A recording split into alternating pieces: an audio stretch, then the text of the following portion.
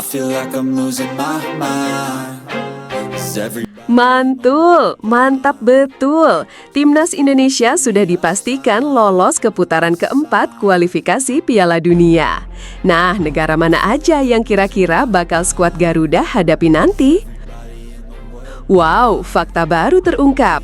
Ini kata pelatih Patrick Kluivert soal Mads Hilgers dan Kevin Dix yang tidak masuk starting 11 dan malah mengendap di bangku cadangan. Apa ya kira-kira? Simak beritanya sampai habis ya.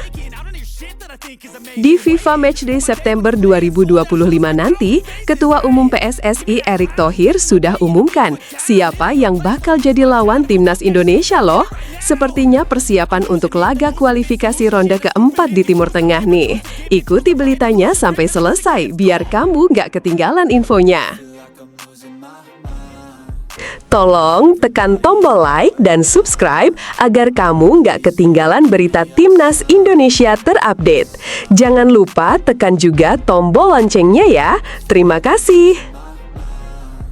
Resmi, Timnas Indonesia lolos ke putaran keempat kualifikasi Piala Dunia 2026, siap hadapi lawan-lawan berat dari Timur Tengah.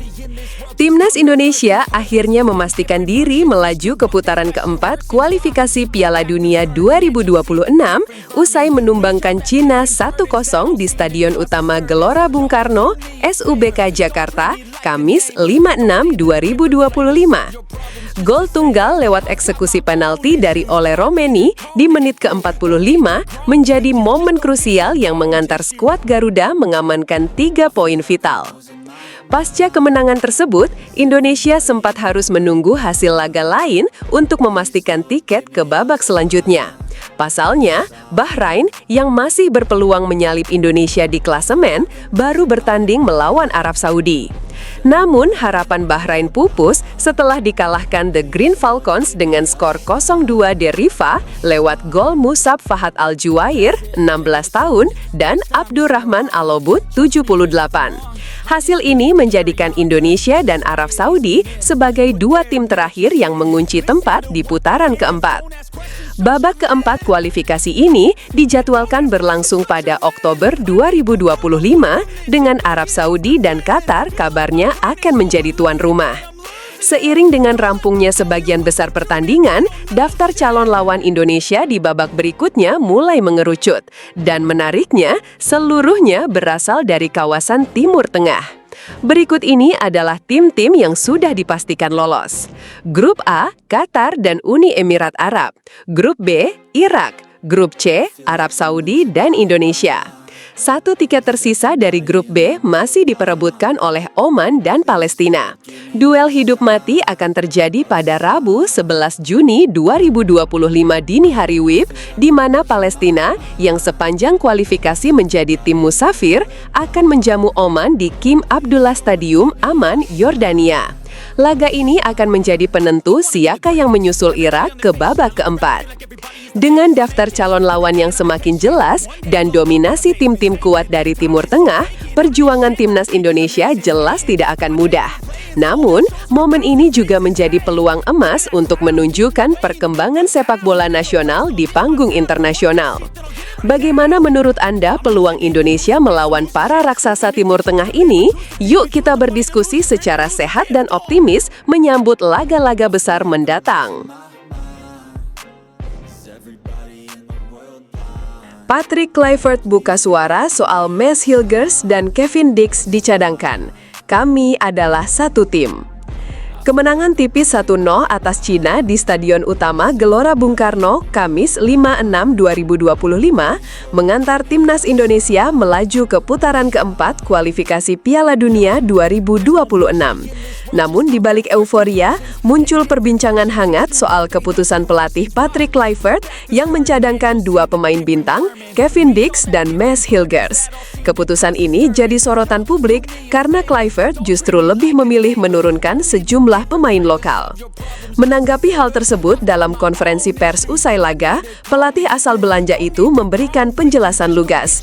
Ia menolak keras narasi yang membedakan antara pemain lokal dan naturalisasi. Menurutnya, satu-satunya hal yang menjadi pertimbangan adalah kualitas pemain itu sendiri. Bagi saya, yang terpenting adalah jika orang menunjukkan kualitasnya, maka mereka memiliki kesempatan untuk bermain. Dan apakah itu pemain naturalisasi atau pemain lokal, bagi saya itu bukan perbedaannya. Kami adalah satu tim, tegas Kluivert. Dalam pertandingan melawan Cina, pemain-pemain seperti Yaakob Sayuri, Ricky Kambuaya, Egy Maulana Fikri, dan Rizky Ridho dipercaya sebagai starter. Kluivert menjelaskan bahwa pemilihan susunan pemain juga mempertimbangkan beban dua laga penting secara berurutan, termasuk pertandingan melawan Jepang yang akan datang. Kami tahu bahwa kami harus memainkan dua pertandingan, jadi di mata saya, tim terbaik adalah yang memulai. Itu tidak berarti pemain lain tidak cukup bagus, mereka hanya perlu merasa percaya diri. Itu yang membuat tim lebih kuat, sambungnya. Kluivert juga menegaskan bahwa sejak awal menjabat sebagai pelatih, ia berkomitmen untuk menilai seluruh pemain secara adil, tanpa memandang status kewarganegaraan. Ketika saya diumumkan sebagai pelatih tim nasional, saya sudah mengatakan kepada semua orang bahwa pemain lokal akan saya lihat dan hormati cara bermainnya. Jika Anda menunjukkan kualitas, Anda akan bermain. Itu sebabnya keputusan ini dibuat, pungkas mantan pemain Barcelona tersebut. Pendekatan inklusif Kluivert ini mengirimkan pesan kuat, tidak ada sekat di tubuh Garuda. Semua pemain punya peluang yang sama selama mereka menunjukkan performa terbaik. Bagaimana pendapat kamu soal keputusan Kluivert ini? Apakah ini pendekatan yang tepat untuk membangun tim nasional yang solid dan kompetitif? Yuk diskusikan bersama secara sehat dan penuh semangat demi kemajuan sepak bola Indonesia.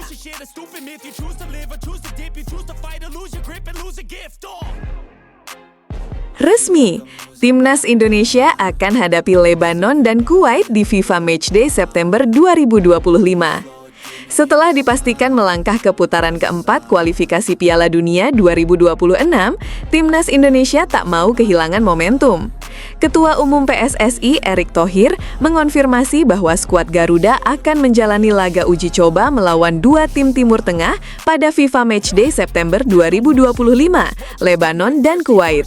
Keputusan ini diambil sebagai bagian dari strategi matang untuk menghadapi putaran keempat yang akan digelar pada Oktober mendatang, di mana Indonesia hampir pasti akan berhadapan dengan tim-tim kuat dari kawasan yang sama.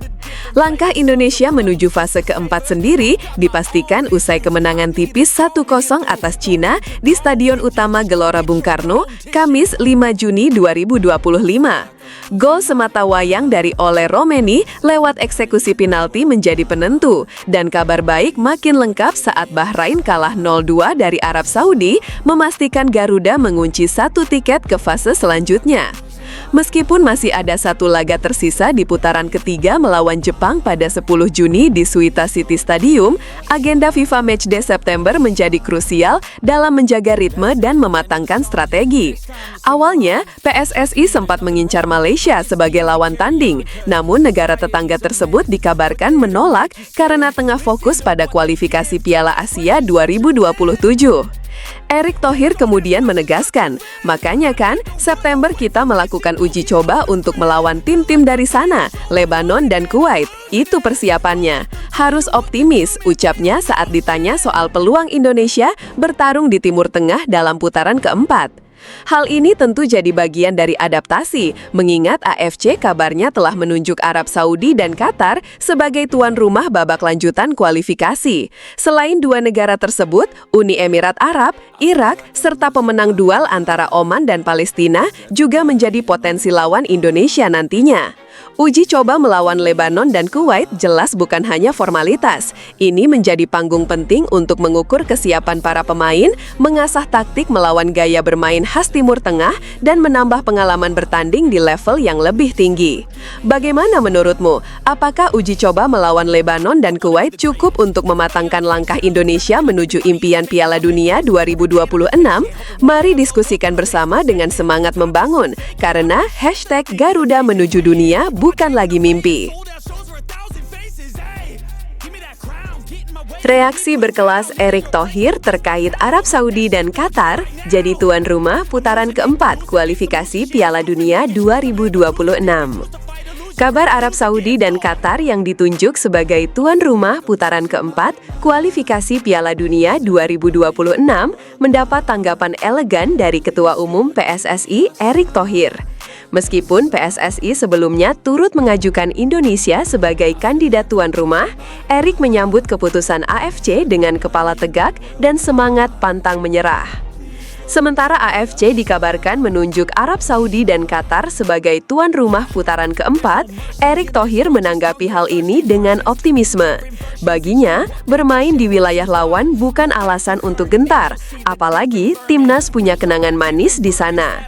Ya, kembali, kalau memang jatahnya Qatar sama Saudi jadi tuan rumah, kita siapa takut? Kita harus datang dan rebut bendera di sana, tegas Erick kepada awak media Kamis 5 Juni 2025. Ia juga menyebut bahwa Indonesia telah mengajukan diri sebagai tuan rumah, tetapi tetap menghormati keputusan yang ada. Terlebih, Garuda Muda memiliki pengalaman positif saat tampil di ajang Piala Asia U23 di Qatar dan Piala Asia U17 di Arab Saudi dalam beberapa tahun terakhir. Bagaimana menurut kamu soal peluang Indonesia di kandang lawan? Apakah pengalaman di Timur Tengah akan menjadi kekuatan tersembunyi Garuda? Mari berdiskusi secara sehat dan optimistis menyambut perjalanan besar timnas menuju Piala Dunia 2026. Debut penuh haru Beckham Putra, ukir sejarah bersama timnas Indonesia di GBK. Beckham Putra menorehkan momen tak terlupakan dalam karirnya saat melakoni debut bersama timnas Indonesia di laga kontra China, Kamis 5/6/2025 di Stadion Utama Gelora Bung Karno. Dalam pertandingan lanjutan kualifikasi Piala Dunia 2026 itu, Indonesia menang 1-0 lewat gol penalti oleh Romeni. Namun, malam itu juga menjadi panggung bersejarah bagi pemain muda Persib Bandung tersebut. Beckham masuk ke lapangan pada menit ke-74, menggantikan Yakob Sayuri. Meski hanya tampil sekitar 20 menit, gelandang berusia 23 tahun itu menunjukkan performa yang menjanjikan. 5 menit setelah masuk, ia hampir mencetak assist usai memberikan umpan matang kepada Kevin Dix. Sayangnya, peluang tersebut digagalkan oleh penyelamatan gemilang kiper China, Wang Dalei. Meski belum mencatatkan kontribusi langsung dalam gol, penampilan Beckham terbilang impresif. Ia tampil percaya diri, mampu menyatu dengan ritme permainan tim, dan tidak menunjukkan tanda-tanda canggung meskipun bermain di hadapan puluhan ribu supporter. Usai peluit akhir dibunyikan, suasana emosional tak terhindarkan. Beckham tak kuasa menahan air mata. Tangisnya pecah saat berdiri di tengah lapangan, apalagi ketika lantunan lagu Tanah Airku ciptaan Ibu Sud menggema dari tribun. Wajahnya yang basah oleh air mata menggambarkan betapa besarnya arti debut ini baginya. Dalam sesi wawancara setelah pertandingan, Beckham mengungkapkan rasa syukurnya. Di babak kualifikasi ini jadi momen pertama saya di tim senior, dan ini suatu kebanggaan bagi saya, karena tidak bisa menyangka bisa tampil di depan supporter yang begitu dahsyat, ujar Beckham dengan suara bergetar. Debut Beckham bukan sekedar statistik, ini adalah kisah tentang mimpi yang menjadi nyata, kerja keras yang membuahkan hasil, dan cinta yang tulus untuk tanah air. Bagaimana menurut kamu tentang debut Beckham Putra? Apakah ini awal dari langkah besar karirnya bersama timnas? Yuk, mari kita berdiskusi secara sehat dan berikan dukungan untuk para pemain muda yang terus berjuang mengharumkan nama Indonesia. Ini kata bek Australia usai jadi penentu gagalnya timnas Indonesia lolos otomatis ke Piala Dunia 2026. Satu gol dari Aziz Behich di menit-menit akhir menjadi penentu kemenangan dramatis Australia atas Jepang dalam lanjutan kualifikasi Piala Dunia 2026, Kamis 5/6/2025 malam WIB. Bertanding di Stadion Optus, Perth, gol tunggal tersebut tak hanya mengakhiri paceklik kemenangan 16 tahun Australia atas Jepang, tetapi juga mengubur harapan timnas Indonesia untuk lolos otomatis ke putaran final. Pertandingan berlangsung menegangkan. Jepang tampil dominan sejak awal meski tampil tanpa sejumlah pilar utama. Mereka mencatat 7 tembakan tepat sasaran di babak pertama, jauh mengungguli 2 tembakan milik Australia. Namun, justru Sokeros yang berhasil memanfaatkan momentum krusial. Aksi Riley McGree yang menusuk ke kotak penalti dan mengirim umpan tarik dimanfaatkan dengan sempurna oleh Behich, bek senior Australia yang malam itu menjelma menjadi pahlawan. Saya belum sepenuhnya memahaminya, tetapi ketika peluit akhir dibunyikan, saya merasakan perasaan yang luar biasa, ungkap Behich dikutip dari 9.com.au. Pelatih berkata di babak pertama, betapapun sulitnya, kami akan mendapatkan kesempatan jika kami mampu melakukannya. Beruntungnya, bola itu jatuh ke saya dan kaki kanan saya, tambah pemain Melbourne City tersebut. Kemenangan ini memperpanjang rekor tak terkalahkan Australia di bawah pelatih Tony Popovich dan membawa mereka kokoh di posisi kedua klasemen dengan 16 poin. Dampaknya pun terasa langsung ke timnas Indonesia. Dengan kemenangan Australia dan selisih poin yang tidak terkejar, Indonesia dipastikan gagal finish di 2 besar dan otomatis tak bisa lolos langsung ke Piala Dunia. Harapan Garuda kini terletak pada babak keempat kualifikasi yang memberikan 1 peluang lagi melalui 2 slot tambahan dari zona Asia. Garuda nyaris memastikan tempat di babak tersebut lewat kemenangan 1-0 atas China. Gol penalti oleh Romeni menjadi kunci 3 poin penting. Lolos atau tidaknya Indonesia kala itu pun masih bergantung pada hasil Bahrain kontra Arab Saudi yang akhirnya dimenangkan Saudi 2-0, secara resmi membawa Indonesia ke putaran keempat. Walau harapan untuk lolos langsung pupus, perjalanan belum usai. Indonesia masih punya peluang emas untuk mengukir sejarah baru di putaran keempat yang akan digelar Oktober mendatang. Bagaimana pendapatmu soal performa Australia dan peluang timnas Indonesia ke depan? Yuk kita bahas secara sehat dan optimis, karena perjuangan Garuda belum selesai.